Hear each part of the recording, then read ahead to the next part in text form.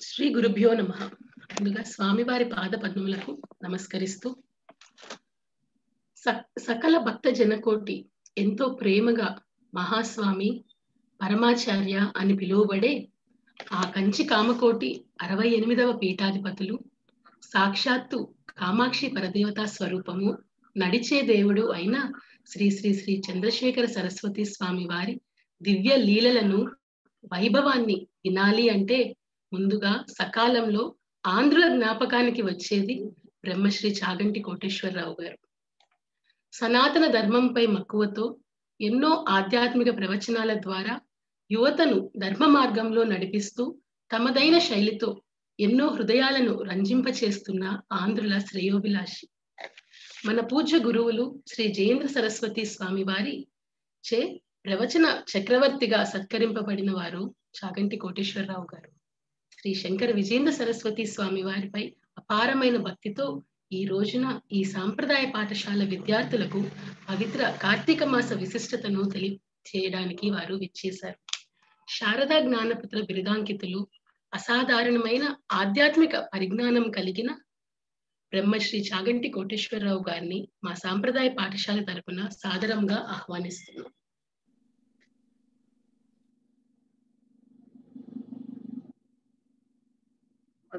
మొదలు పెట్టచ్చు. మీ వాయిస్ రావట్లేదండి, ఒక్క నిమిషం, మీ వాయిస్ రావట్లేదు.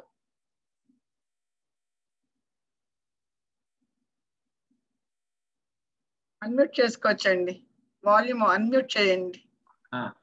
ఇప్పుడు వస్తుంది, ఇప్పుడు వస్తుందండి, మీ వాయిస్ వస్తుంది, మొదలు పెట్టచ్చు. అట్లా అమ్మా, నేను తిన్నగా నేను ప్రారంభించేయడమేనా, ఇంకెవరైనా పెద్దలు ఎవరైనా ముందు దానికి ఉపోద్ఘాతంగా ఏమైనా మాట్లాడే అంశం ఉందా అమ్మా?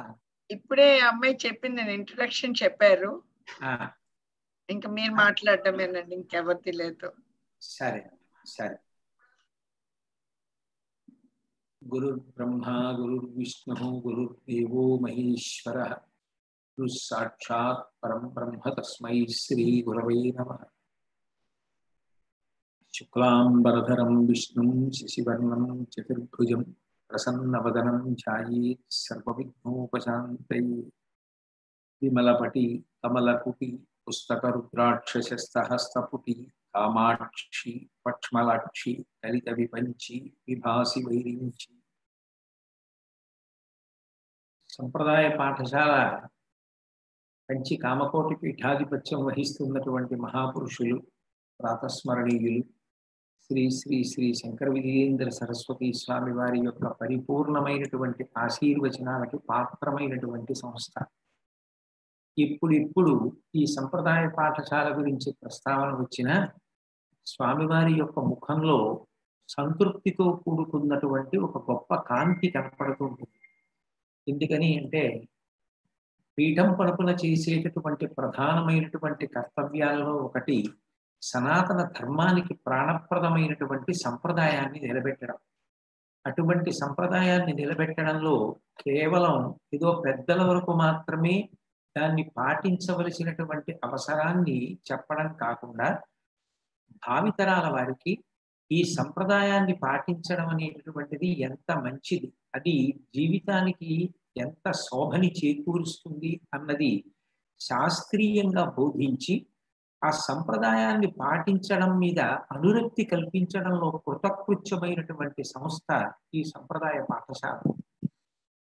అందున స్వామివారి యొక్క మనసులో ఉత్పన్నమైనటువంటి ఆలోచనలకు ప్రాణప్రతిష్ఠ చేసి దాన్ని కార్యరూపం దాల్చేటట్టుగా చెయ్యడంలో త్రికరణ శుద్ధిగా అహర్నిశలు కష్టపడినటువంటి వ్యక్తి శ్రీమతి మాంధాత లక్ష్మి గారు.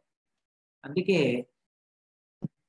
మహానుభావుడు, గొప్ప త్యాగమూర్తి అయినటువంటి శ్రీ శ్రీ శ్రీ శంకర విజయేంద్ర సరస్వతి స్వామి వారి యొక్క మన్ననకు ఆశీర్వచనములకు పాత్రురాలై ఆయన ఎటువంటి ఆలోచనలు చేశారో అవి కార్యరూపం దాల్చడానికి తన వంతు కృషి చేసినటువంటి ఆ తల్లి అంటే నాకు ఒక ప్రత్యేకమైనటువంటి గౌరవం, ఒక ప్రత్యేకమైనటువంటి కృతజ్ఞతాభావం.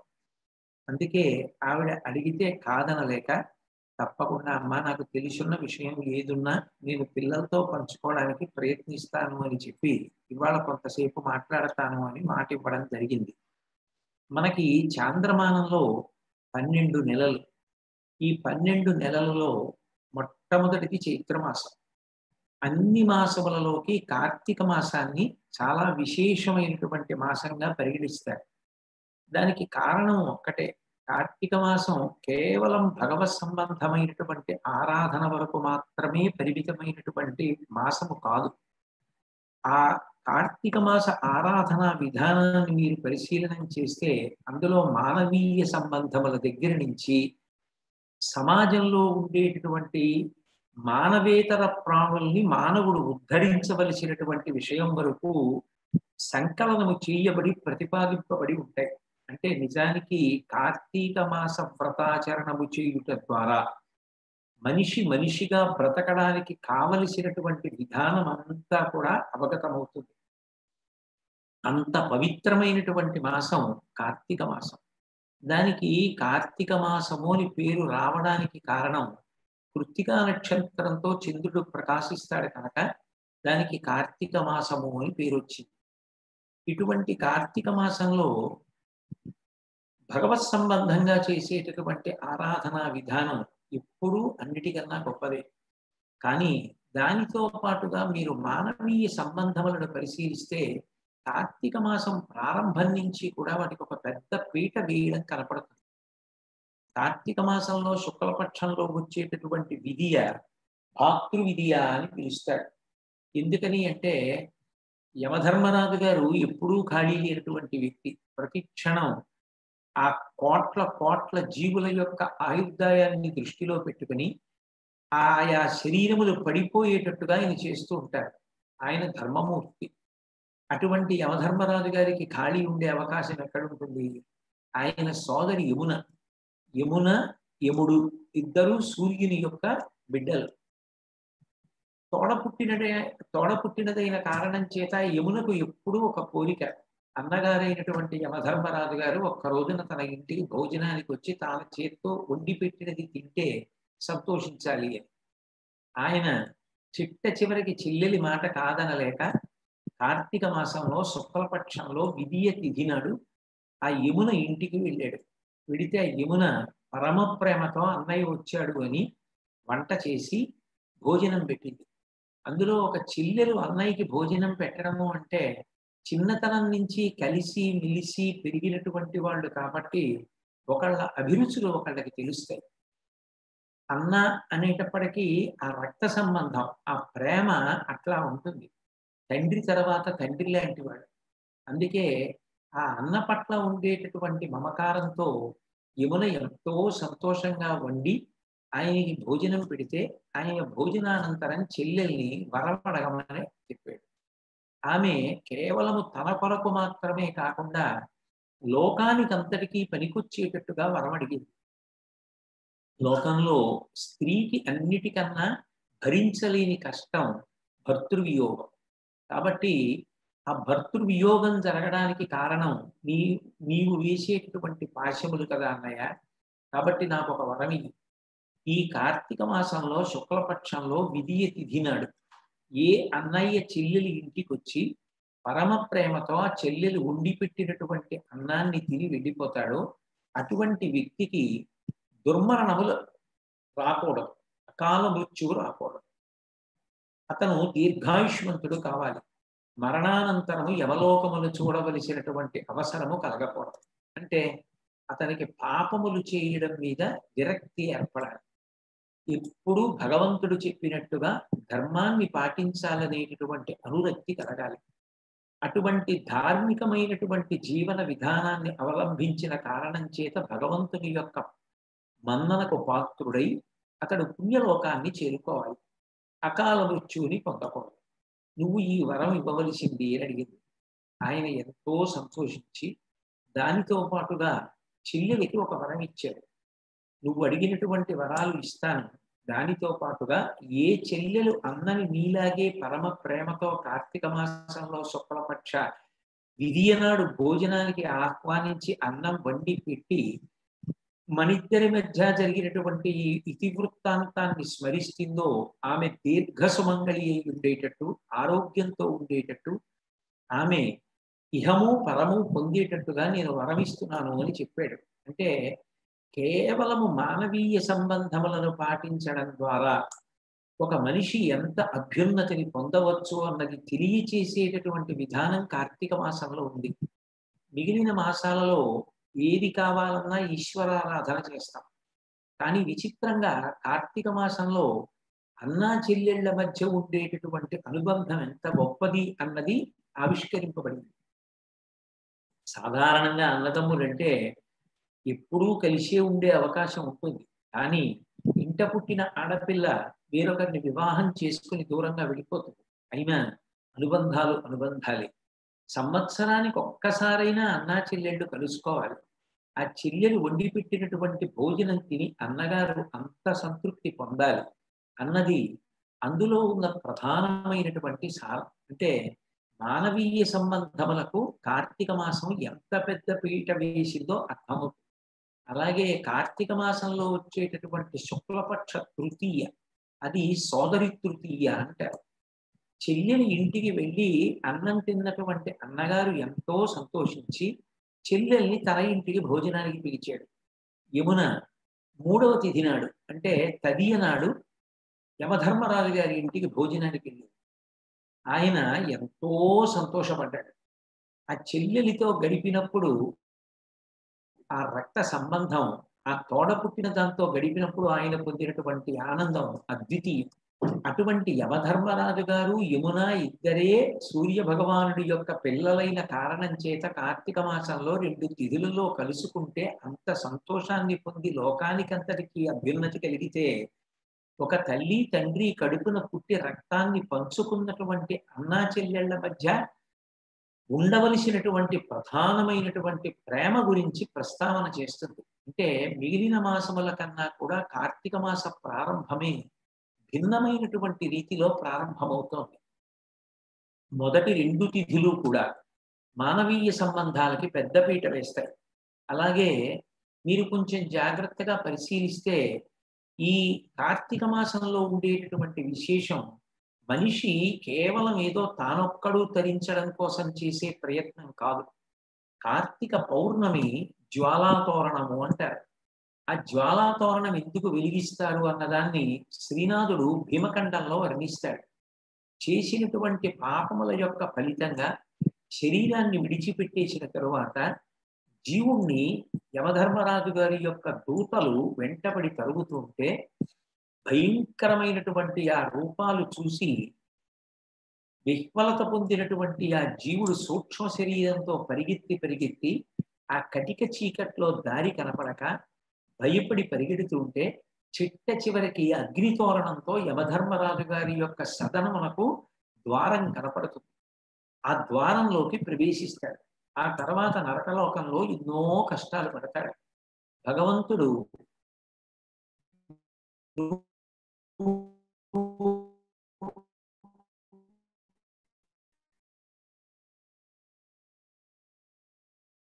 పాపాలు చేశానని బెంగపెట్టుకో, పశ్చాత్తాపాన్ని ఇంత గొప్ప జన్మలోకి వచ్చి కూడా నలుగురికి ఉపకారం చెయ్యకుండా నేను కేవలం స్వార్థంతో ఇంత పాపభూయిష్టమైనటువంటి జీవితాన్ని గడిపాను అని పరితాపం పొందితే కార్తీక మాసంలో వచ్చేటటువంటి పౌర్ణమి తిథి నాడు 2 కర్రలు కట్టి ఆ 2 కర్రలకు అడ్డంగా ఒక కర్ర కట్టి దానికి పంట కోసినప్పుడు వచ్చినటువంటి కొత్త గడ్డిని తోరణంగా అమర్చి దాని మీద నెయ్యి పోసి అగ్ని వెలిగిస్తారు.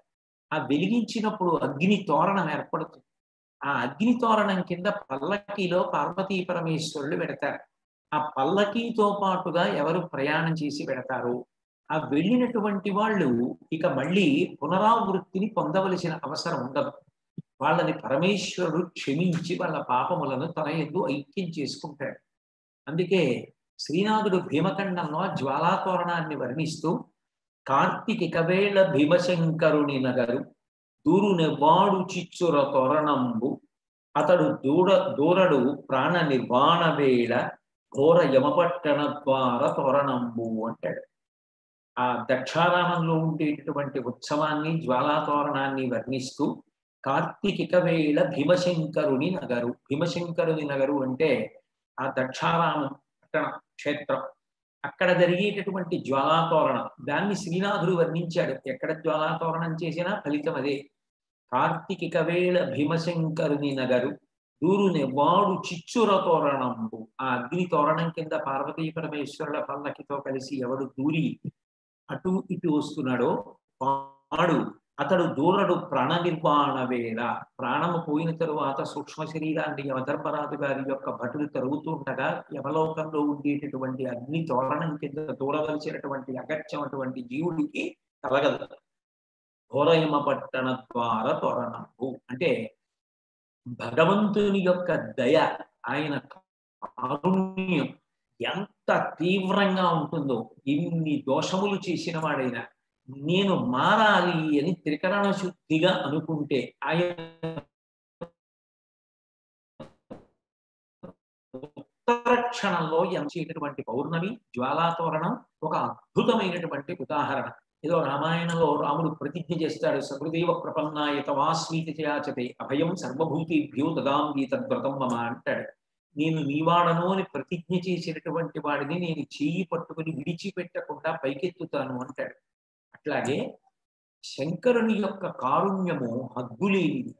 ఆయన తాను ఉత్సవ రూపంలో ఆ జ్వాలాతోరణం కింద నుంచి ప్రయాణం చేసి వెడుతూ తన వెంట అనుగమించి వచ్చినటువంటి వారందరినీ కూడా ఎంత గొప్పగా అనుగ్రహిస్తాడో తెలియచేసేటటువంటిది ఈ కార్తీక మాసంలో వచ్చేటటువంటి పౌర్ణమి నాడు జరిగే జ్వాలాతోరణం తెలియచేస్తుంది.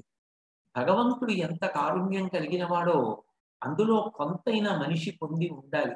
ఎందుచేత అంటే 84 లక్షల జీవరాశులలో అన్ని ప్రాణులలో ఉండేటటువంటి ఉత్కృష్టమైనటువంటి తేజస్సుని తన కొరకు వాడుకునేటటువంటి లక్షణం ఉన్నవాడు మనిషి.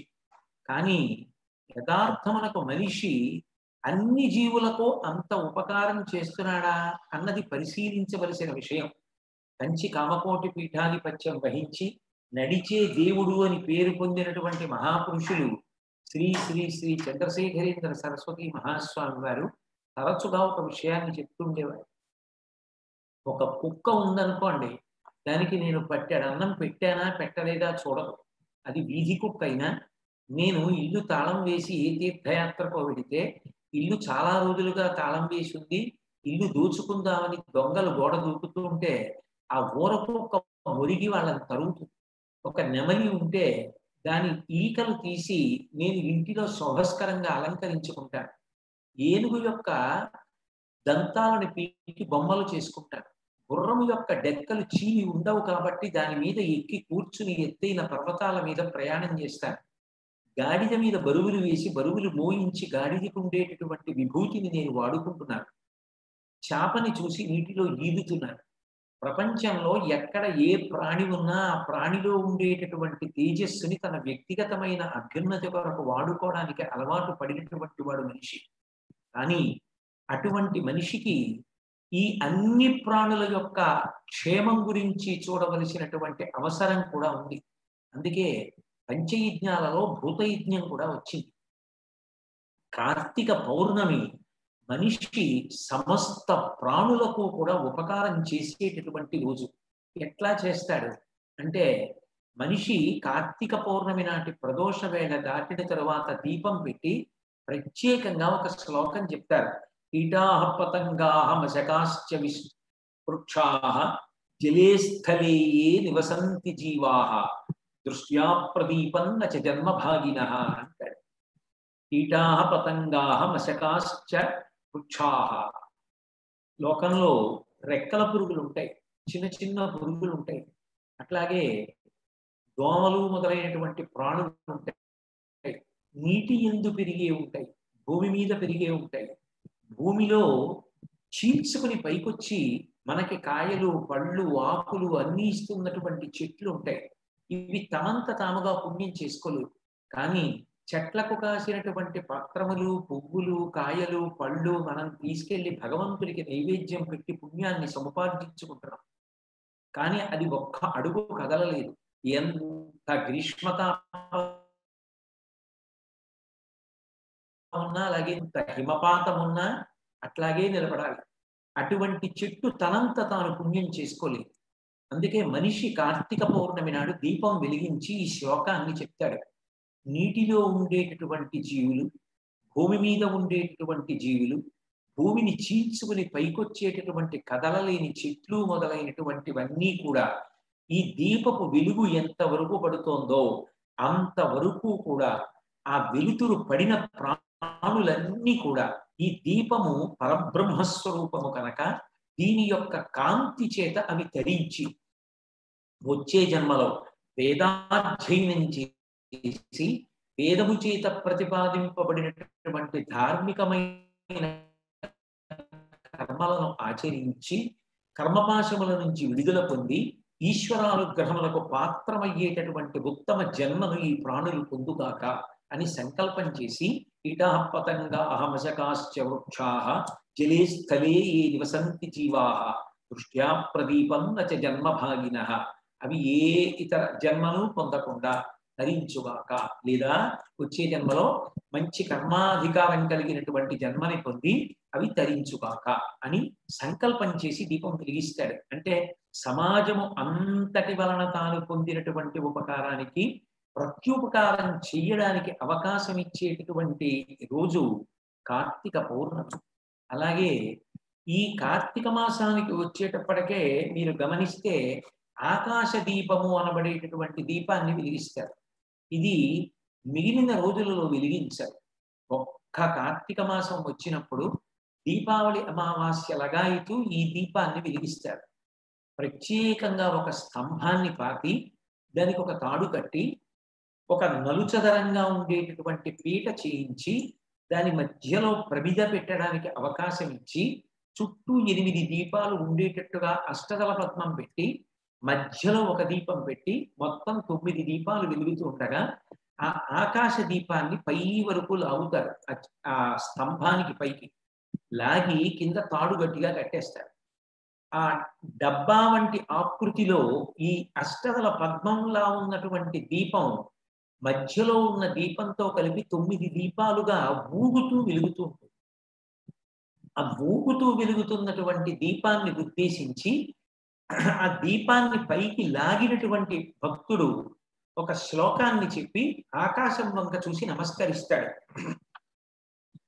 దామోదరాయ నభసి తులాయాం డొలయా సహ ప్రదీపంతే ప్రయచ్ఛామి నమో అనంతాయ వేదసే అంటాడు. అనంతమైనటువంటిది ఆకాశం. ఆకాశము అంటేనే అంతటా ప్రకాశించున్నది, విష్ణుతత్వము అని అర్థం. శివతత్వమైన విష్ణుతత్వమైన అంతే. ఆ పాతాళ నభస్థలంత భువన బ్రహ్మాండమ విస్ఫుర జ్యోతి స్ఫాటికలింగమౌడి విలసత్ పూర్ణేందు అంతామృతై అని కదా. అంతటా పరివ్యాప్తమై ఉండేటటువంటి ఆ ఆకాశమే పరమేశ్వరుడి యొక్క స్వరూపం. కాబట్టి ఆ దామోదరాయ నభసి ఆ విష్ణు స్వరూపమైనటువంటి ఆకాశంలో ఊగుతూ ఉండేటటువంటి ఈ దీపాన్ని నేను వెలిగించాను. ఎందుకు వెలిగించాలి అంటే అంతకు ముందంతా కూడా వర్ష ఋతువు, తర్వాత ఈ శరదృతువు ప్రారంభం అవుతుంది. ఈ శరదృతువు ప్రారంభమయ్యేటప్పటికి సాయంకాలం అయ్యేటప్పటికే మంచు కొద్దిగా పడడం ప్రారంభమైపోతుంది. చీకటి చాలా తొందరగా ఆవరిస్తుంది. గ్రీష్మ ఋతువులోను వసంత ఋతువులోను ఎట్లా చీకటి వస్తుందో అట్లా కాకుండా చాలా వేగంగా చీకటి వ్యాపిస్తూ ఉంటుంది. అటువంటి పక్షులు పశువులు ఆకాశంలో ప్రయాణం చేసేవి, భూమి మీద ప్రయాణం చేసేవి తమ తమ నివాస స్థానములను కనుక్కోవడంలో కొంత ఇబ్బంది పడచ్చు. ఎందుకు పడచ్చు అంటే ఒక్కటే కారణం, దానికి తొందరగా చీకటి పడిపోయిన కారణం చేత మార్గం తెలియకపోవచ్చు.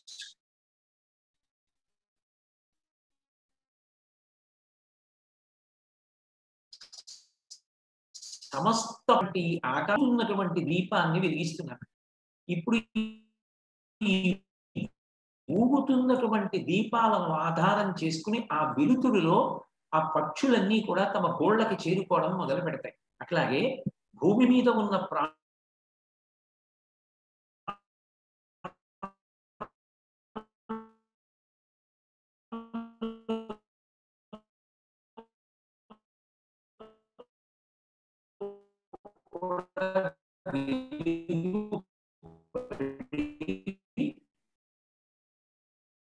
దీపాన్ని పెడతారు. కార్తీక మాసంలో ప్రదోష వేళలో వెలిగించేటటువంటి దీపాలలో ఈ దీపానికి ఒక ప్రత్యేకత. పైగా కార్తీక మాసం అనేటప్పటికే దీపాల తోరణం. ఎందుకనంటే ముందు మాసంలో వచ్చేటటువంటి ఆఖరి తిథి ఆశ్వీజ మాసంలో వచ్చేటటువంటి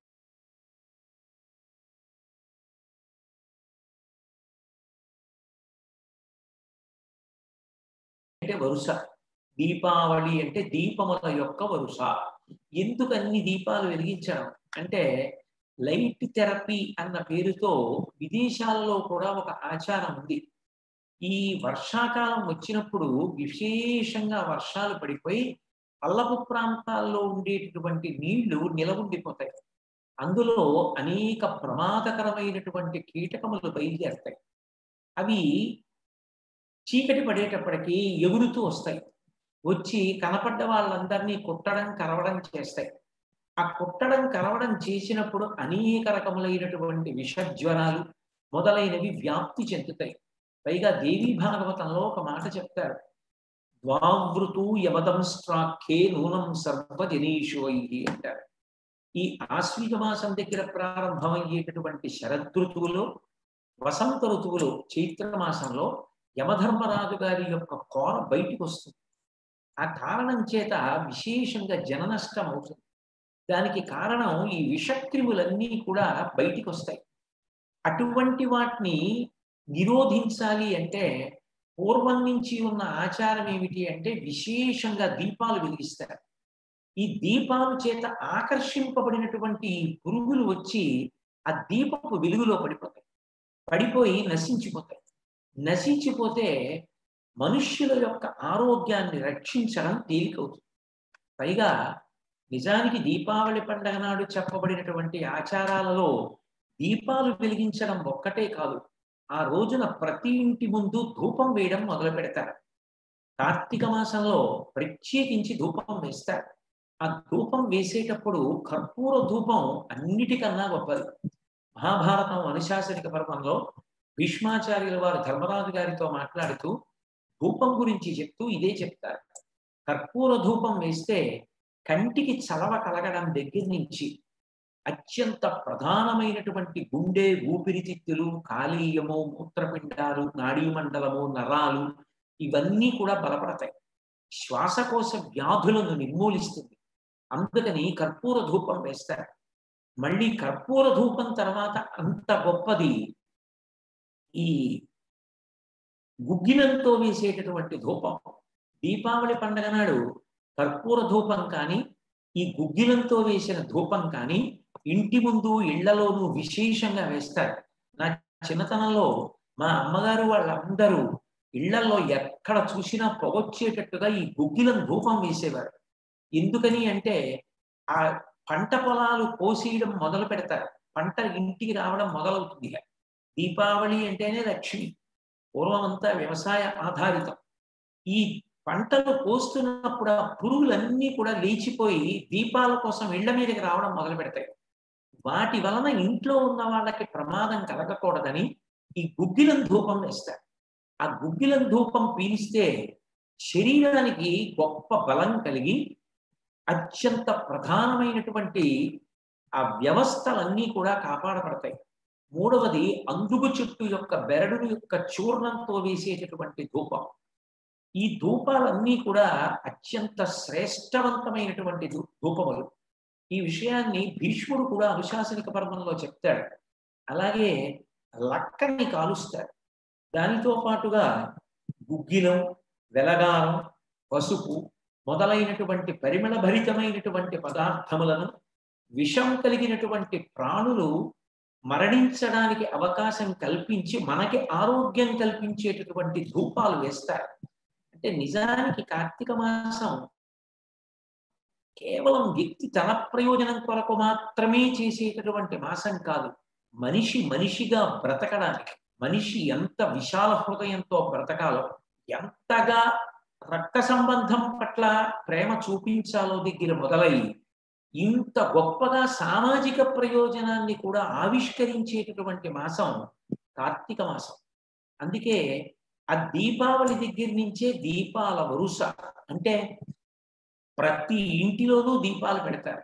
ఇన్ని దీపాలు ఎక్కడ చూసినా దీపాలే. ఆ దీపాలతో జ్యోతిర్లింగాలు వెలిగిస్తారు.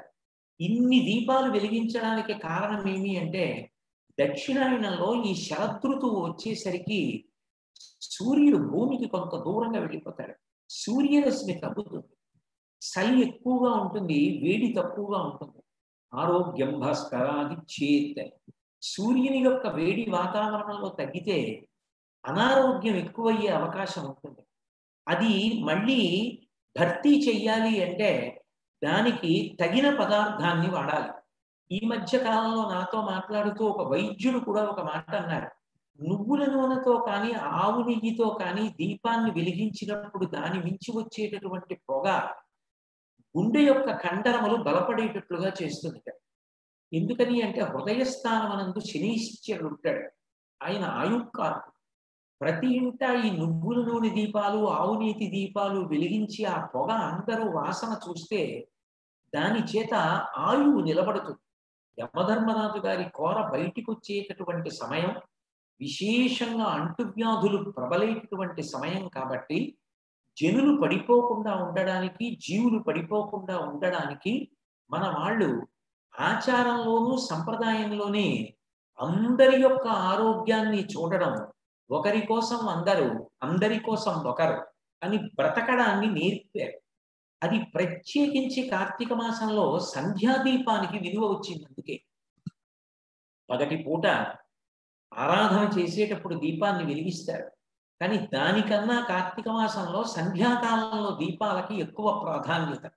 అందున సంధ్యాకాలంలో దీపం పెట్టి తప్పకుండా ఒక శ్లోకం చెప్తారు. వాటికి కార్తీక దీపాలు అని పేరు. బహుశా మిగిలిన 11 నెలల్లో ఎక్కడా కూడా ఇలా దీపాలకి పేరు ఉండదు. చైత్ర దీపాలు, వైశాఖ దీపాలు, మాఘ దీపాలు అలా పిలవరు. కానీ కార్తీక దీపం అంటారు. కార్తీక దీపం అంటే అది సంధ్య వేళలో, ప్రదోష వేళలో వెలిగించే దీపం.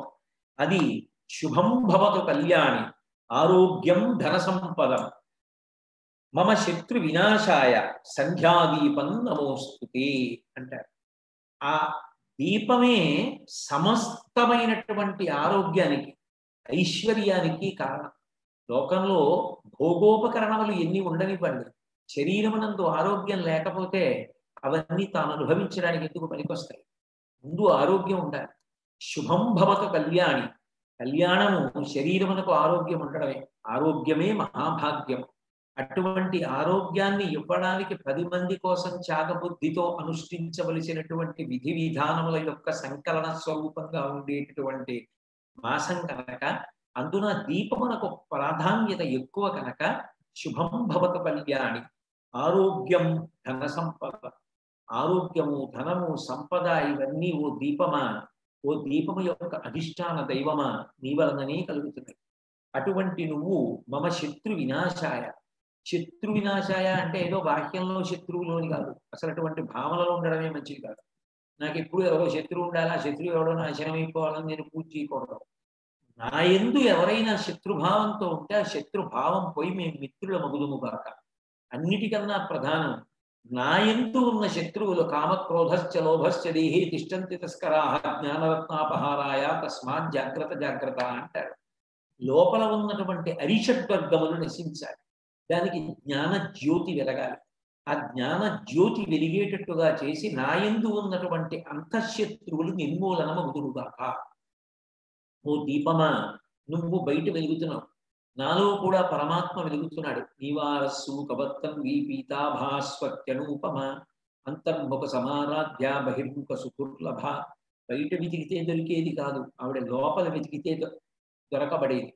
అటువంటి ఓ దీపమా, నువ్వు నాకు ఆ జ్ఞానమును కటాక్షించు. అంతటా ఆ పరబ్రహ్మముని చూసినప్పుడు నా యందు శత్రుమిత్ర భావన కలగకూడదు. అందరి యందు నాకు సమబుద్ధి కలగాలి. తన యందు అఖిల భూతములందు సమబుద్ధి ఒక భంగి ప్రవర్తించువాడు అని ప్రహ్లాదుడి గురించి చెప్పినట్టు అందరి యందు ఒక బుద్ధితో ప్రవర్తించగలిగినటువంటి లక్షణం కలగాలి.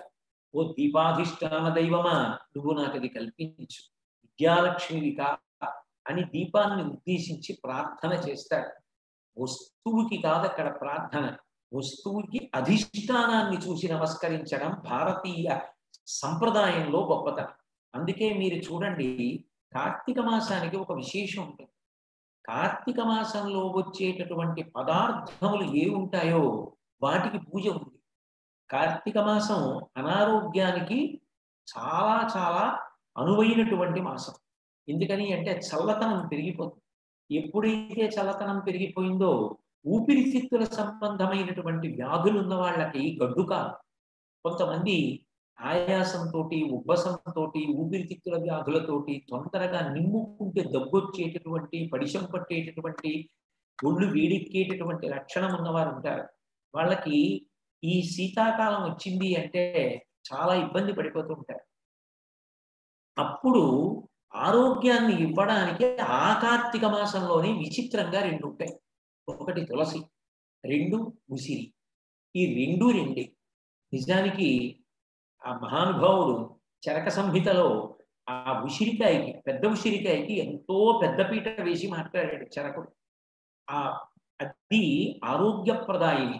అటువంటి ఉసిరికాయ ఈ కార్తీక మాసం వచ్చేటప్పటికే విరగ కాసేస్తుంది చెట్లకి. ఆ ఉసిరికాయ ద్వారా వాతావరణ సంబంధమైనటువంటి ప్రతికూలతని తట్టుకుని మనిషి ఆరోగ్యాన్ని పొంది నిలబడగలుగుతున్నాడు. ఏ కాలము అనారోగ్యాన్ని ఇస్తోందో ప్రకృతిలో, అదే ప్రకృతి స్వరూపిణి అయినటువంటి పరదేవత మళ్ళీ దానికి విరుగుడిని కూడా కటాక్షిస్తోంది. అందుకే ఉసిరికాయలో ఉన్నటువంటి ఓషధీతత్వం నేను పెట్టింది కాదు. ఆ ఉసిరికాయ కార్తీక మాసం వచ్చేటప్పటికే కాసేటట్టుగా నిర్ణయించినది నేను కాదు. కార్తీక మాసంలో వచ్చే ఉపద్రవాలకి విరుగుడిగా ఉసిరికాయని కూడా ఇచ్చినటువంటి నా కంటికి కనపడని పరమేశ్వరుడు ఉన్నాడే, ఆ సమయంలోనే ఉసిరికాయలు కాసేటట్టుగా చేసిన వాడు ఉన్నాడే, వాడికి నా నమస్కారం. ఈ ఉసిరి చెట్టులో ఉన్నటువంటి ఓషధీ గుణములకు అధిష్టానమైన వాడు ఉన్నాడే, నా శరీరమునందు ప్రవేశించేటటువంటి రుగ్మతని తొలగతోయగలిగినటువంటి శక్తిని ఈ చెట్టు యొక్క కాయలో నిక్షేపించిన వాడు నా కంటికి కనపడడు. కానీ కాయలోని ఓషధీతత్వము నాకు అనుభవంలో తెలుస్తోంది. కనపడని వాడికి నమస్కారం, నమస్కరించి ప్రసాదంగా నేను వాడుకుంటాను. ఇది ఈ దేశం యొక్క సంప్రదాయం. కనపడిన పదార్థము కాదు, పదార్థము వెనక ఉన్నదాన్ని గౌరవిస్తాడు. భగవంతుడు ఉన్నాడని ఏమిటి నమ్మకం? మహానుభావుడు చంద్రశేఖరేంద్ర సరస్వతి మహాస్వామి వారు తరచుగా అంటూ ఉండేవారు, ఒక వ్యక్తి ఉపన్యాసం చెప్పడానికి వచ్చేటప్పటికి వేదిక సిద్ధంగా ఉంటే వేదిక కనపడుతుంది, వేదిక సిద్ధం చేసిన వాళ్ళు కనపడతారా? కనపడరు. భోజనం చేయడానికి వెళ్ళేటప్పటికి భోజనం, కూరలు, పచ్చడి, పులుసు, పెరుగు అన్ని సిద్ధంగా పెడితే ఎవరెవరు ఏం వండారు మనకి తెలియకపోవచ్చు, కానీ వండిన వాళ్ళు ఉన్నారు.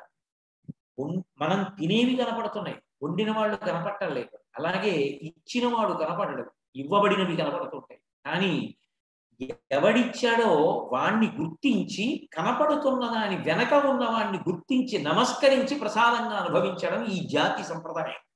తప్ప వాణ్ణి స్మరించకుండా ఇది నా హక్కు అనుకుని తినడం మనకి చేత కాదు. అది కృతజ్ఞతా లక్షణం. ఇది భారతీయ సంస్కృతి యందు అంతర్భాగం. దాన్నే శ్రీరామాయణంలో 1కి 10 మాటలు చెప్తారు. అందుకే సుందరకాండలో ఈ కృతజ్ఞతా లక్షణం గురించి చెప్తూ ఒక మాట అంటారు, ఎంత అమాయకుడైనా సరే ఆయన మనకి ఉపకారం చేస్తే తిరిగి ఆయనకి ప్రత్యుపకారం చెయ్యడం అనేటటువంటిది అత్యంత ప్రధానమైనటువంటి ఉండవలసినటువంటి లక్షణం. అది లేనప్పుడు ఇక మిగిలినవి ఎన్ని ఉన్నా ఉపయోగం లేదు.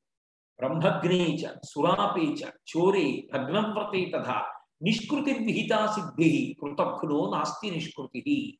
చేసిన ఉపకారం ఎవరు చేశాడో గుర్తించి వాడి పట్ల కృతజ్ఞతతో ప్రవర్తించడం చేత కాని వాడి జీవితం నిరర్థకం. అది కృతజ్ఞత. అందుకే ప్రాకృతోస్మి విజానత అంటాడు. అది ఎంత సామాన్యుడు చేయనివ్వండి, ఉపకారం చేస్తే 2 చేతులెత్తి నమస్కరించడం ఈ జాతి యొక్క గొప్పతనం. కృతేచ ప్రతికర్తవ్యం యశధర్మ సనాతన అంటారు.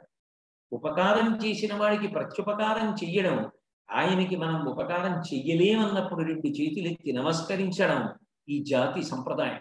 అందుకే ఉసిరికాయకు కాదు పూజ, ఉసిరికాయని మనకి ఆ సమయంలో ఇచ్చి ఆరోగ్యాన్ని నిలబెడుతున్నటువంటి పరమేశ్వరుడికి నమస్కారం. ఉసిరికాయకి అధిష్టాన దేవతగా శ్రీ మహావిష్ణు స్వరూపం స్థితికర్తగా పూజ చేస్తే తులసిని సాక్షాత్తు లక్ష్మీ స్వరూపంగా, ఆ తులసి ఎన్ని ప్రయోజనములతో కూడుకుని ఉంటుందో ఇప్పుడు నేను కొత్తగా చెప్పవలసిన అవసరం లేదు.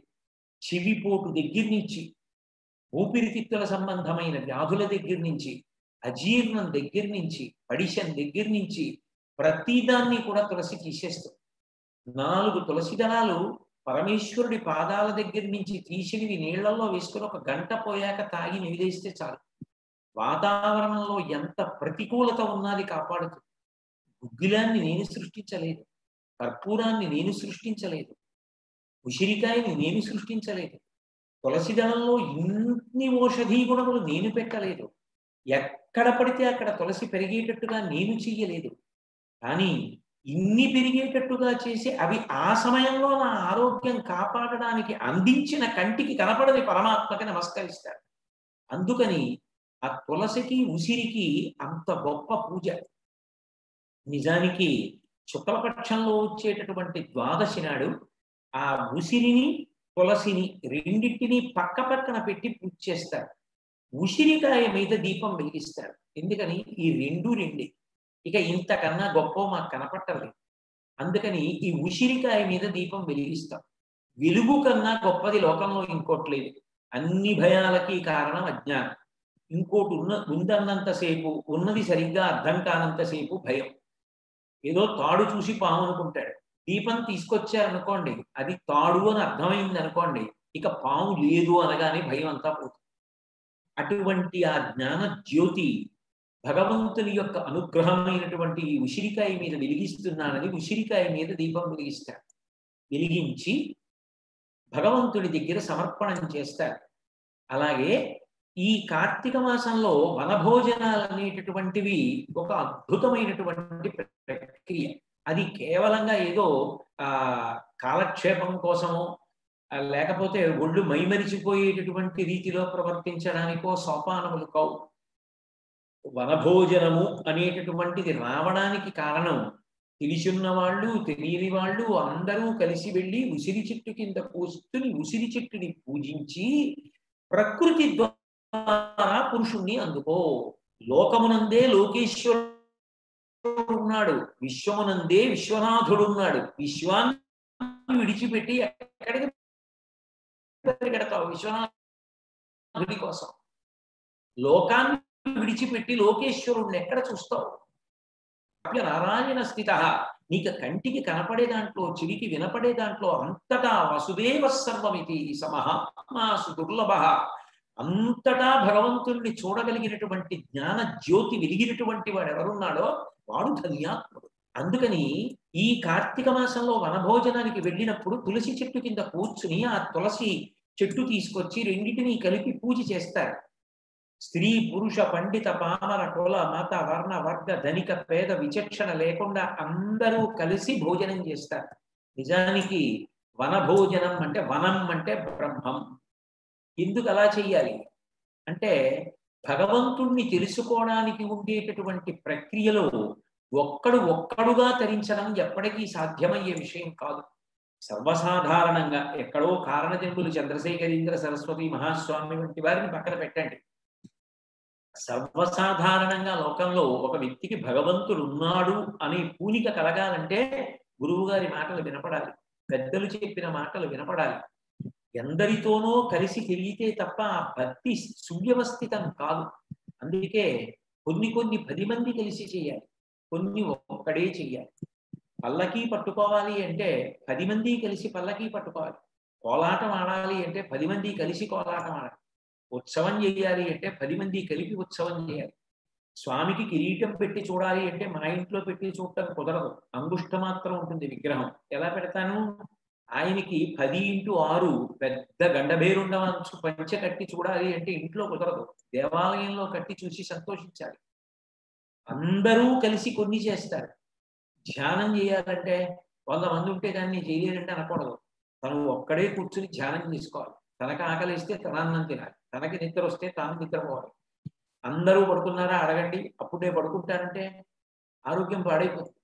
నువ్వు ఒక్కడివి చేసేవి ఒక్కడివి చేసుకోవాలి. కొన్ని కొన్ని భగవత్ సంబంధంలో నువ్వు చెయ్యాలి. కానీ అందరితో కలిసి చెయ్యడం చేత కాకుండా ఒక్కడివి చేసుకుంటానడం సాధ్యం కాదు. శరీరాన్ని ఉపయోగించాలి, మనసుని ఉపయోగించాలి. మొదటి పెట్టుబడి శరీరం. అందుకే కదా శివుడికి అప్పయ్య దీక్షితారు వారు మహానుభావుడు నాయనార్లలో అప్పయ్య నాయనారు వారు అంటే ఎక్కువ ప్రీతి. ఎందుకంటే శారీరక కైంకర్యం కూడా చేస్తుండేవాడే. జ్ఞాన సంబంధ నాయనారు కన్నా ఆయనకి పెద్దపీట వేశారు. ఇది కాబట్టి అథవాని చెప్పొచ్చేది ఏది అంటే 10 మందితో కలిసి ప్రయత్నం చెయ్యాలి. అంటే వనభోజనం, వనం అంటే బ్రహ్మం అని ఒక అర్థం. నువ్వు అక్కడ మొదలుపెట్టి తర్వాత ఒక్కడివిగా ఏ స్థితిలో ఉన్నా శరీరం ఏమైపోతున్నా నువ్వు బ్రహ్మమును అనుభవించడానికి అలవాటు పడాలి. యోగరతో వా భోగరతో వా సంగరతో వా సంగవిహీన యస్య బ్రహ్మణి దమతే చిత్తం నందతి నందతి నందతి. ఆ స్థితికి పెరగడాన్ని సూచించేటటువంటి అనుష్ఠాన విధానం ఏదుందో దాన్ని చెప్పేటటువంటిదే వనభోజనం. ఇది జాతీయ సమైక్యత ప్రతిబింబంగా నిలబడుతుంది. ఈ కార్తీక మాసంలో వచ్చేటటువంటి పరమాద్భుతమైనటువంటి తిథులలో ఏకాదశి ఒకటి. ఎందుకని అంటే ఆ ఏకాదశి నాడు శ్రీ మహావిష్ణువు నిద్ర నుంచి లేస్తారు. ఏమండి, నేను నిద్రపోయినట్లు ఆయన కూడా నిద్రపోతే ఇక లోకాల్ని కాపాడేవాడెవడు? అప్పుడు పాపాలు చేసేస్తే ఏ గొడవ ఉండదు కదా.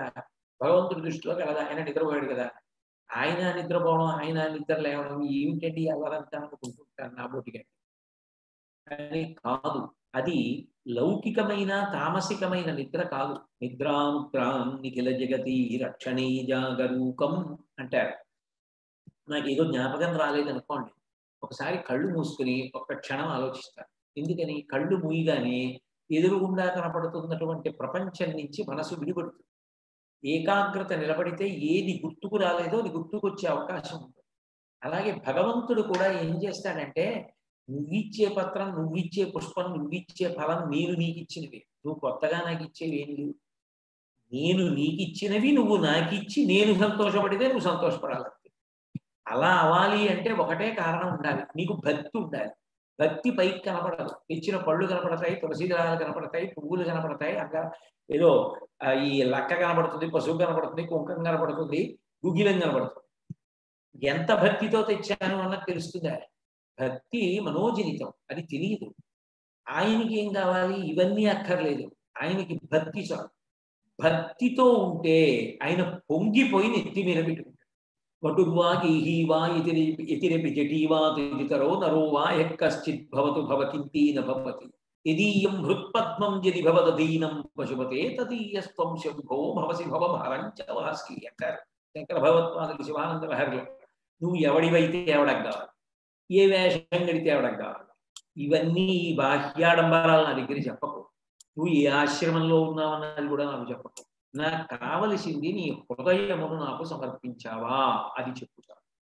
అది ఉంటే నువ్వెవరన్న దానితో నాకు సంబంధం లేదు. మార్గావర్తిత పాదుకా పశుపతే రంగస్య పూజ్యాయతే గండూషాంబు నిషేచనం పురలిపోర్ దివ్యాభిషేకాయతే కించిత్ భక్షిత మాంసశేష కవళం నవ్యోపహారాయతే భక్తి కిన్న కరోచ్య. ఏదో తిన్నడ గురించి చెప్తూ ఆయన భక్తి గురించి, ఆ మనసుండి మనసులో భక్తి ఉంటే ఆయన ఎంత అనుగ్రహిస్తాడో చెప్తారు. ఆ భక్తి అన్న మకరందం ఉందనుకోండి, ఇక ఆ పార్వతీ పరమేశ్వరులు ఇద్దరు మగతుమ్మెద ఆడతుమ్మెద అయి ఎప్పుడు ఆ భక్తి అనేటటువంటి మకరందం ఉన్నటువంటి ఆ మనోపుష్పం చుట్టూ తిరుగుతూ ఇక్కడే ఉంటారు లోపల. అదే కదా శంకరాచార్యుల వారి ప్రతిపాదన.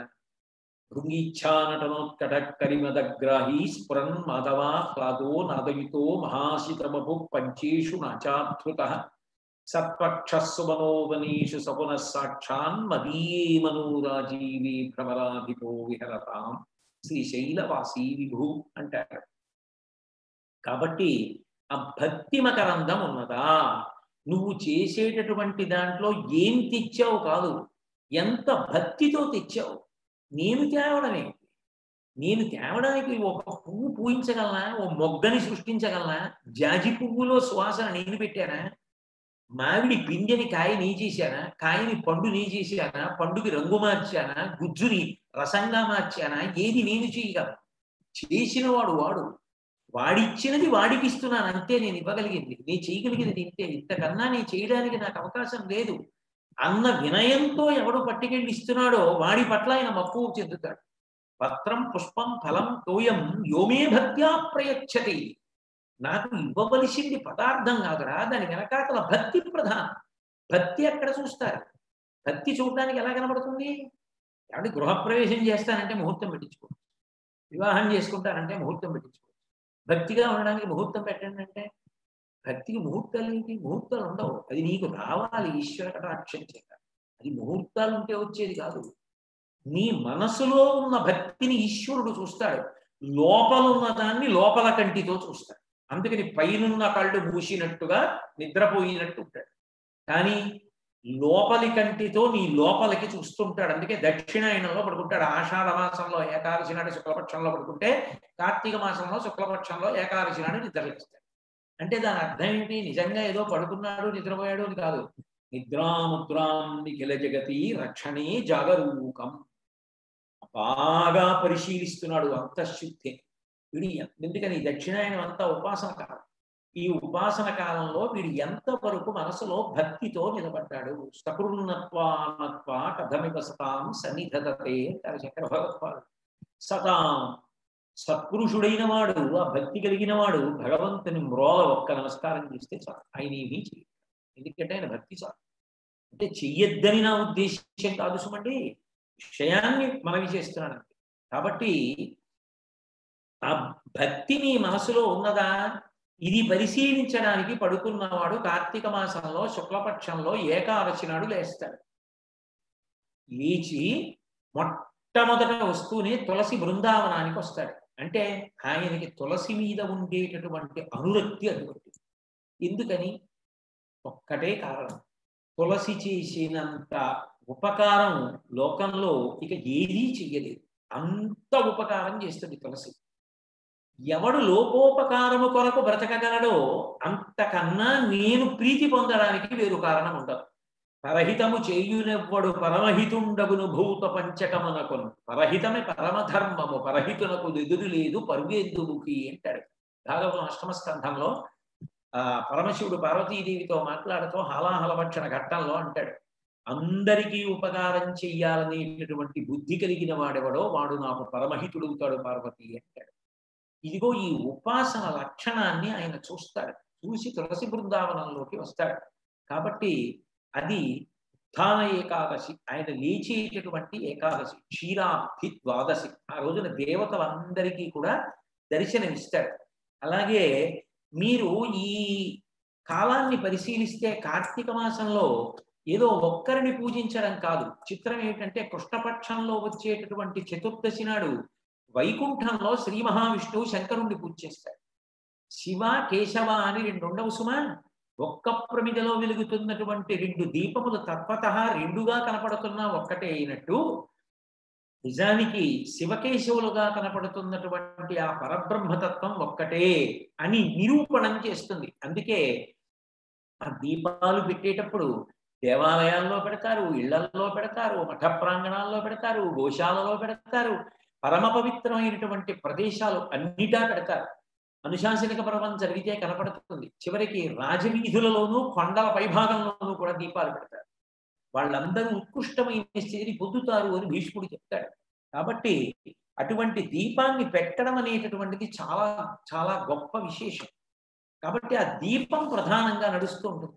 ఆ నడిచేటప్పుడు శివకేశవులని రెండు లేవు సుమా, ఉన్నది ఒక్కటే స్వరూపం. అందుకే కార్తీక మాసంలో దామోదరమావాహయామి, లేకపోతే త్రయంబకమావాహయామి. దామోదరుడు అంటే దాన్నా ఉదరే మాత్ర బద్ధ ఇది దామోదర, తల్లి చేత తాటితో కట్టబడినటువంటి వాడు. నిజానికి ఆయన కట్టడానికి దొరుకుతాడా? చిక్కడు శిరికౌగిటిలో చిక్కడు సనకాది యోగి చిత్తాబ్జములను చిక్కడు శృతిలతి కావడి చిక్కనతడు లీల తల్లి చేతన్ రోలన్ అంటారు పోతన గారు. ఆయన నిజానికి వేదమంత్రములకు దొరకడు, లక్ష్మీదేవి యొక్క కౌగిటికి దొరకడు, సనకసనందాదుల వంటి మహాభక్తుల యొక్క హృదయములలో దొరకడు. అటువంటి వాడు నేను అమ్మని అన్న ప్రేమతో కట్టెయ్యాలన్న పూనికతో తెలిసో తెలియకో పరమ ప్రేమయే భక్తి పట్టుకోవాలని ప్రయత్నించినటువంటి యశోదకి తాను దొరికిపోయి కట్టించేసుకుంటాడు. అంటే భక్తి చేత పరమాత్మ బద్ధుడు అవుతాడు. ఆయన్ని కట్టడానికి వేరు ఉపకరణములు లేవు. భక్తి ఒక్కటే ఆయన్ని కట్టగలదు. దాని చేతనే ఆయన్ని నిలబెట్టగలవు సుమా అని చెప్పడానికి కార్తీక దామోదర స్వరూపంగా కీర్తిస్తారు. అందుకే ఆ దామోదర లీల 4 ఆశ్రమాలలో ఉన్న వాళ్ళు వింటారు. అంత గొప్ప లీల దశమస్కంధం. అలాగే త్రయంబకుడు 3 కన్నులు ఉన్నవాడు, సూర్యుడు చంద్రుడు అగ్ని అనబడేటటువంటి మూడిటి ద్వారా ఈ లోకాన్నంతటినీ కూడా ఆయన నిర్వహిస్తున్నాడు మహానుభావుడై శంకరుడు. అటువంటి పరమేశ్వర స్వరూపంగా విష్ణు స్వరూపంగా కూడా ఈ కార్తీక మాసంలో చూస్తారు. అన్నిటికన్నా గొప్ప విషయం ఏమిటి అంటే గోవుకి చాలా గొప్ప ప్రాధాన్యత కలిగినటువంటి మాసం కార్తీక మాసం. ఈ శుక్లపక్షంలో వచ్చేటటువంటి అష్టమి గోపాష్టమి అంటారు. ఈ శుక్లపక్షంలో వచ్చేటటువంటి అష్టమి నాడు తప్పకుండా గోపూజ చెయ్యాలి. గోపూజ చేయలేకపోతే కనీసం గోవుకి ప్రదక్షిణించి గ్రాసం చేతిలో పట్టినంత గడ్డి పట్టికెళ్ళి గోవుకి తినిపించాలి. గౌర్వారగ్ని అంటారు వేదంలో. గోవు అగ్నితో సమానం. అగ్ని యందు సమర్పించిన పదార్థం నీకు ఎట్లా అగ్ని యొక్క ప్రీతి చేత శ్రేయస్సు కల్పిస్తోందో శ్రియమిచ్చేత్ హుతాశన. ఈ గోపాష్టమి నాడు అలాగే చిట్ట చివరకు వచ్చేటటువంటి ఆ గోవ్రతం అంటారు. 3 రోజుల పాటు గోపూజలు విశేషంగా చేసి గోవుల యొక్క సేవ చేస్తారు. అటువంటివి చేసిన కారణం చేత కూడా 33 కోట్ల దేవతల యొక్క ఆవాస స్థానమైనటువంటి ఆ గోవు యొక్క శరీరము పోషింపబడి గోవు ప్రసన్నమైన కారణం చేత లోకమంతా సుభిక్షంగా ఉంటుంది. ఆ గోవే కదా ధర్మమునకంతటికీ కారణం. గోవు లేనినాడు ఆవు పాలు, ఆవు పాల పెరుగు, ఆవు పాలలోంచి వచ్చిన నెయ్యి, గోమూత్రము, గోమయము ఇవి లేకుండా యజ్ఞం ఏది? యజ్ఞం లేకపోతే దేవతలకు హవిస్సేది? దేవతలకి హవిస్సు లేకపోతే వర్షాలేవి? వర్షాలు లేకపోతే పాడి పంట ఏవి? మఖము చేయ వజ్రి నది సంతసించను, వజ్రి సంతసింప వానకురియు, వానకురిసి గసబు వసుమతిపై పెనకు గసబు మీసి దేను గణము బ్రతుకు అంటారు భాగవతంలో పోతన గారు. ఏవం ప్రవర్తితం చక్రం అనువర్తయతీహయ అఘాయురింద్రియారామో మోహం పార్థ సజీవతి అంటాడు గీతాచార్య. అదొక బ్రహ్మాండమైనటువంటి ధర్మచక్రం. అన్నాద్భవంతి భూతాని పర్జన్యాత్ అన్న సంభవ, యజ్ఞాద్భవతి పర్జన్యో యజ్ఞ కర్మ సముద్భవం. ఈ ధర్మచక్రం తిరగాలి అంటే అన్నం ఉండాలి. అన్నంలోంచి ప్రాణులు వస్తాయి. ఆ అన్నం ఉండాలి అంటే వర్షం పడాలి. వర్షం పడాలి అంటే యజ్ఞం జరగాలి. ఆ యజ్ఞం జరగాలి అంటే వేదమంత్రం ఉండాలి. వేదమంత్రంతో పాటుగా యజ్ఞం జరగడానికి కావలసినటువంటి పదార్థముల కొరకు గోవు ఉండాలి. గోవు లేని నాడు అసలు ధర్మచక్రం తిరగదు. ధర్మచక్రం ఆగిపోతుంది. ఈ ధర్మచక్రం తిరగడానికి ప్రధాన కారణమైనటువంటి గోవుని సంరక్షించడం, గోవుని పూజించడం, గోవుకి ప్రదక్షిణం చేయడం, గోమాతని పూజించడం ఈ దేశ సంప్రదాయంలో అత్యున్నతమైనటువంటి విలువలతో కూడుకున్న వ్యవస్థ. సాధు గోమాత భరత భూశ్వాసకోశ మరియు దాని బంధింప గుడికి పోతే వటదలంబున కనుమూయు అని కడుపు అంటారు. సాధు గోమాత భరత భూశ్వాసకోశ. భారతదేశానికి అంతటికీ శ్వాసకోశ లాంటిది ఆ గోమాత. నడిచే దేవుడిని పేర్గాంచినటువంటి మహాపురుషులు అటువంటి తురియాశ్రమంలో ఉన్న వ్యక్తి నిజమైన సన్యాసి, ఈ శతాబ్దపు నిజమైన సన్యాసి అని ఈ సనాతన ధర్మమునకు చెందనటువంటి వారి చేత కూడా కొనియాడబడినటువంటి అపర శంకరావతారులైనటువంటి చంద్రశేఖరేంద్ర సరస్వతి మహాస్వామి వారు కూడా గోవు అంటే ప్రాణం పెట్టేసేవారండి. గోవు కనపడితే ప్రదక్షిణ, గోవు కనపడితే గ్రాసం.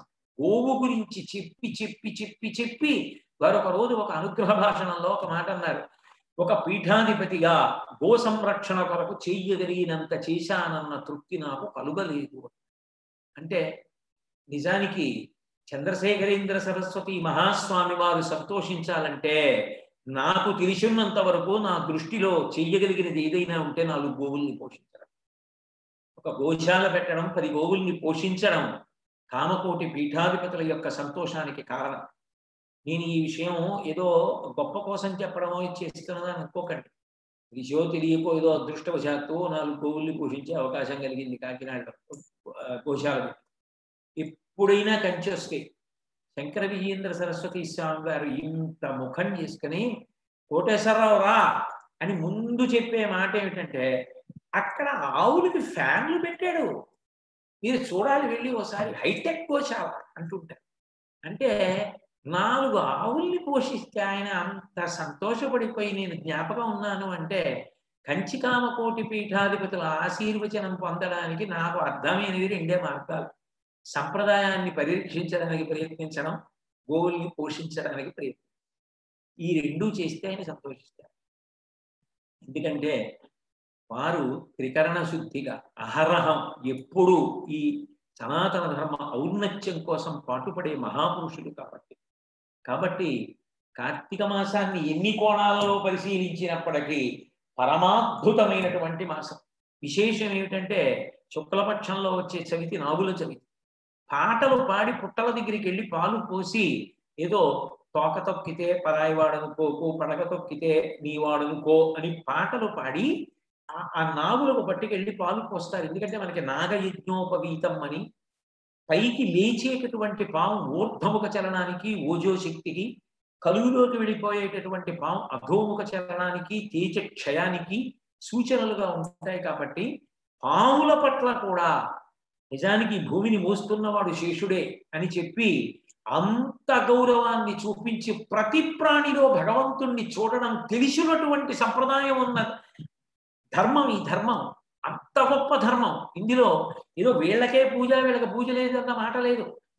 పావుకి కూడా పూజయే, దాన్ని కూడా నా నేస్తంగా భావిస్తాం. మేము చెప్పిన మాట దానికి అర్థం అవుతుందని మాకు తెలుసు అని వెళ్ళి పావుకి పాలు పోసి ప్రార్థన చేస్తారు నాగుల చవితి నాడు. స్కంద షష్ఠి నాడు సుబ్రహ్మణ్యేశ్వర స్వామి వారి యొక్క ఆరాధన కంచికామకోటి పీఠ పరిపాలిత ప్రాంతం భాగ్యనగరంలో ఆ స్కందుడి యొక్క గొప్ప దేవాలయం.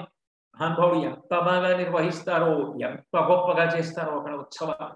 ఆ స్కంద షష్ఠి సుబ్రహ్మణ్యారాధన మీరు ఎన్ని రకాలుగా చూడండి, ఒక్క పరబ్రహ్మము ఇన్ని రూపాలతో ప్రకాశిస్తోందని.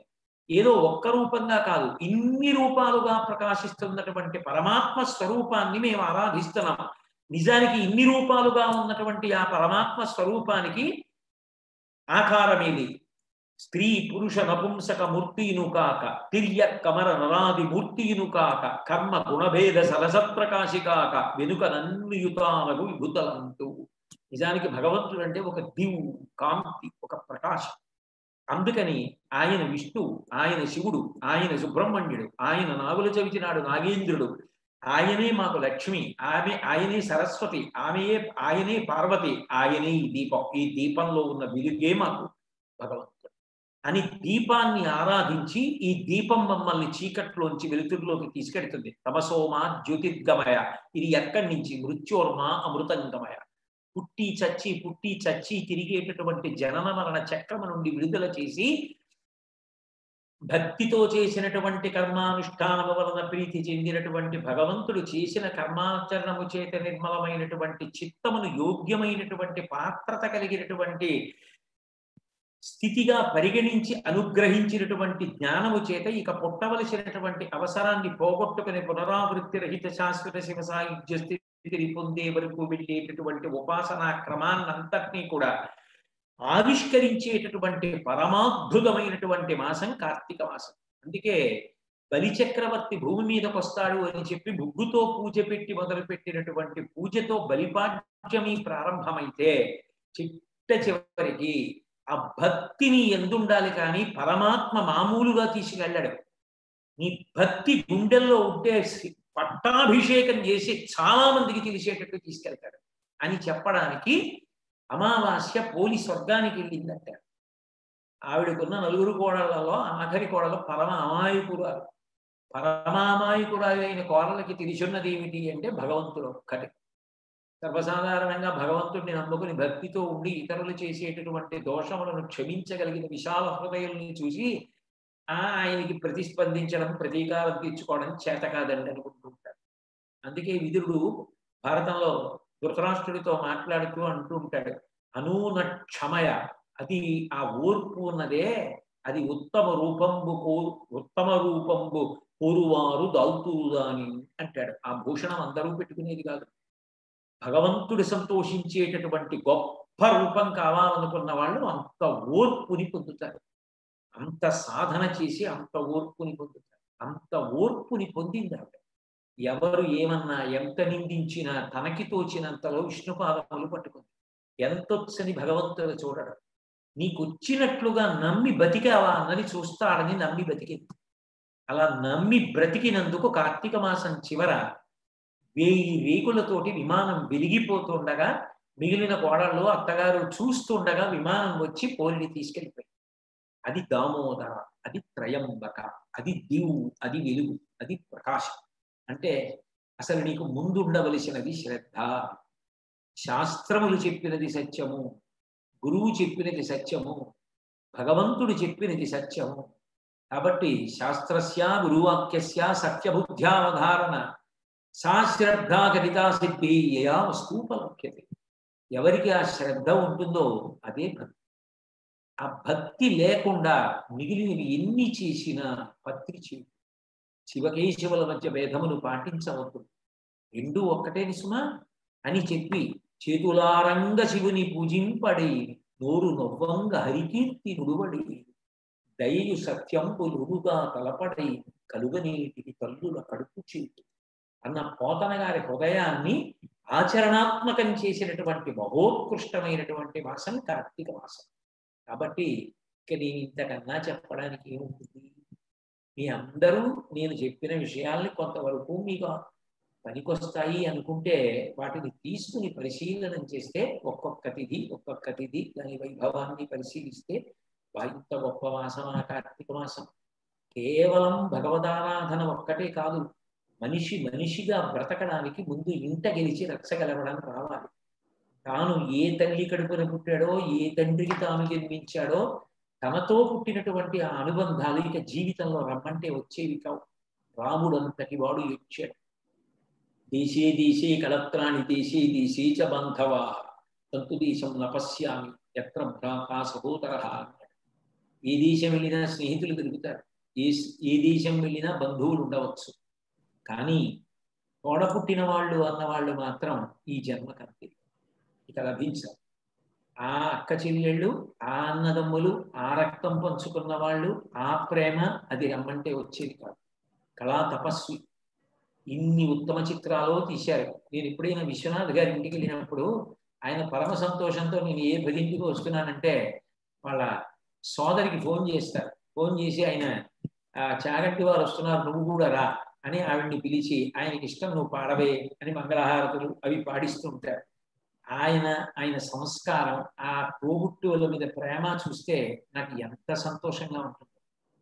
ఎంత వయసు రానివ్వండి, 70 ఏళ్ళు రానివ్వండి, 80 ఏళ్ళు రానివ్వండి, 75 ఏళ్ల తమ్ముడు అన్నయ్య వాహనం దిగేటప్పటికీ అమ్మో మా అన్నయ్య ఎక్కడ తడబడతాడో అని వెళ్ళి చేయి పట్టుకుంటే అది చూసిన వాళ్ళకి ఎంత సంతోషంగా ఉంటుంది.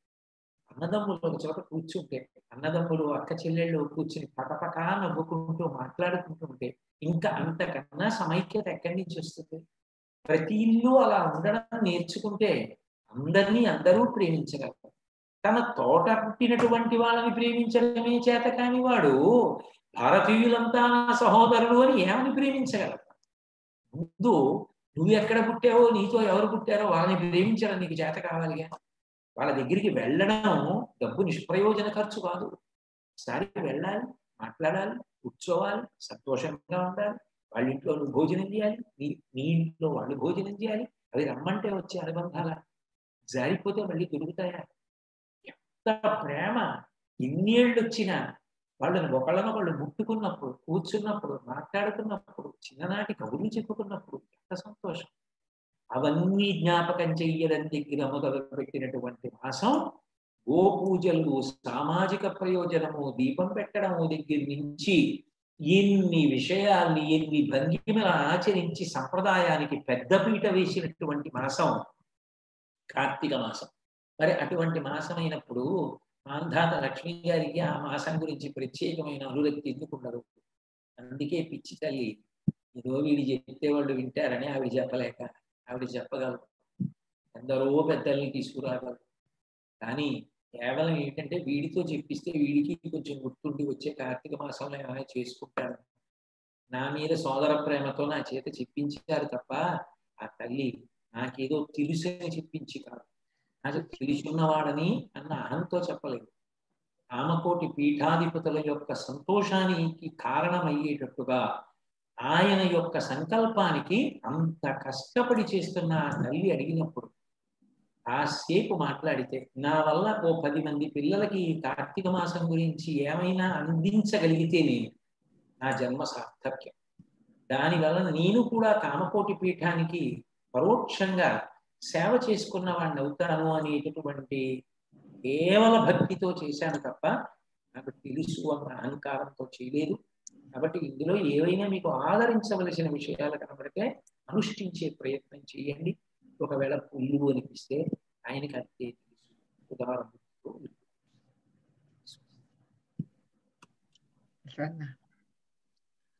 వేదము నుండి కాని గురువుల నోటి నుండి కాని వచ్చిన మాటలు పరమ సత్యములు. అమృత ప్రవచనము ద్వారా ఈ కార్తీక మాస విశిష్టతను కేవలం ఒక పురాణంలాగా వివరించకుండా అందులోని మానవ జీవిత విలువలను, ముఖ్యంగా కుటుంబ విలువలను, ఈనాటి సమాజానికి ఎంతో అవసరమైన విషయాలను విన్న ప్రతి ఒక్కరము ఎంతో అవ్యక్తానుభూతిని పొందుతున్నాం. పిల్లలకు అడిగిన వస్తువు ఇవ్వకపోతే కాసేపు ఏడుస్తారు, కానీ సంస్కారం అనేది ఇవ్వకపోతే వాళ్ళు జీవితాంతము ఏడుస్తారు. ఈ సనాతన ధర్మ పరిరక్షణలో మన కుటుంబ వ్యవస్థ మెరుగుపడాలని, ఈ చిన్నారులు చక్కటి భవిష్యత్తు కలగాలని, ధర్మ మార్గంలో ప్రతి ఒక్కరూ నడవాలి అని మన జగద్గురువులు సంకల్పిస్తే వాటిని ఆచరణ రూపంలో దాల్చడానికి తమ వంతు కృషి చేస్తున్న మన చాగంటి కోటేశ్వరరావు గారు ఈ సాంప్రదాయ పాఠశాల వారి మనవిని గౌరవించి వారి సమయాన్ని మనకు కేటాయించి వారికి మనస్ఫూర్తిగా ధన్యవాదాలు తెలుపుకుంటున్నాం. ఎందరో మహానుభావులు అందరికీ వందనములు. సర్వం శ్రీ పార్వతీ పరమేశ్వర అర్పణమస్తు.